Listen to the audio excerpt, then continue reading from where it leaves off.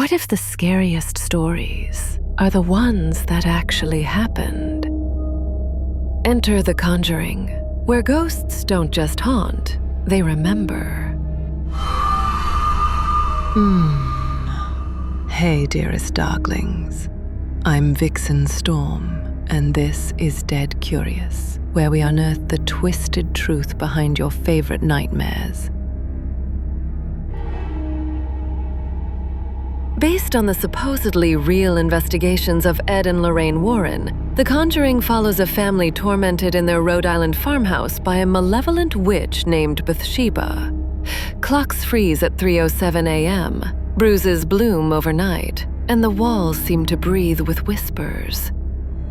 The Warrens, armored in faith and paranormal resolve, face horrors that blur the line between reality and nightmares. Juicy truth. The story was really inspired by the Perron family's claims, though Andrea Perron says the movies may be 5% accurate. The MPAA gave it an R rating, not for gore, nudity, or language, but for sheer terror. The official reason? Sequences of disturbing violence and terror. Delicious. This haunting brewed in Hollywood for nearly 20 years before it hit the screen. The Warrens' case files were hot property, and it shows. The real Lorraine Warren not only consulted on the film, she cameoed in a lecture scene. At one point, Patrick Wilson called "Lorraine" during a take, and she answered, "What?" ruining the shot. Adorable. Annabelle? The actual doll was a Raggedy Ann, but for the movie, well, a yarn-haired sweetheart just doesn't scream possessed the way porcelain death stare does. Wan even filmed the story in chronological order, rare in Hollywood, so the cast, especially the kids, could feel the tension snowball for real. And yes, set rumors say it was haunted. Crew swore curtains swayed with no breeze in a locked set.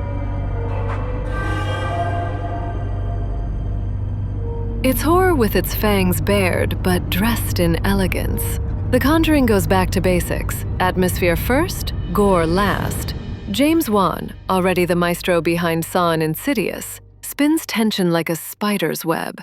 The slow burn pacing, the 1970s period setting, the haunting soundscape. It's a vintage wine of terror. And oh, the characters. The parents feel like a real family, which makes their suffering cut deeper. And Ed and Lorraine Warren? Patrick Wilson and Vera Farmiga sell a partnership you believe. Rooting for their love becomes as gripping as rooting for their survival. Then there's Wan's camera. Long, prowling shots that make your eyes search the background, never sure when it will strike. And those practical effects? They feel too real. Even the most polished mirror has a crack, darling.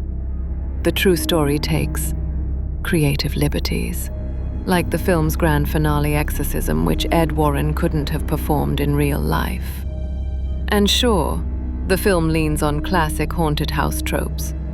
Creaky floors, creepy dolls, midnight demons, which might feel like well-worn shoes to seasoned horror fans.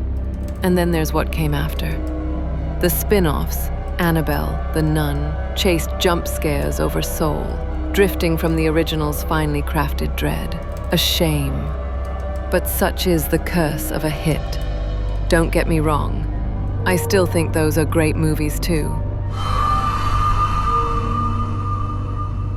The next time you hit play on The Conjuring, keep in mind why it works so well. It's the holy trinity of horror. First, heart. A grounded family story where you care about the parents. Second, craft. Wan's precise control of tension. His choice to let your imagination torture you before the monster ever appears.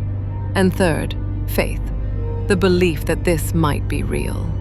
The Warrens' love and conviction give the darkness weight and a glimmer of hope. Now, picture this. It's 3:07 a.m., your candle flickers, and you hear Bathsheba whisper your name from the darkness. Do you sneak past the cellar door, barricade yourself in the attic, or just pray? Tell me your survival plan in the comments, if you're still brave enough to type. Thank you for venturing into the darkness with me today. If this tickled your curiosity and your nightmares, like, subscribe, and join me next week as we tear into Insidious. Until then, sleep with one eye open, dear one.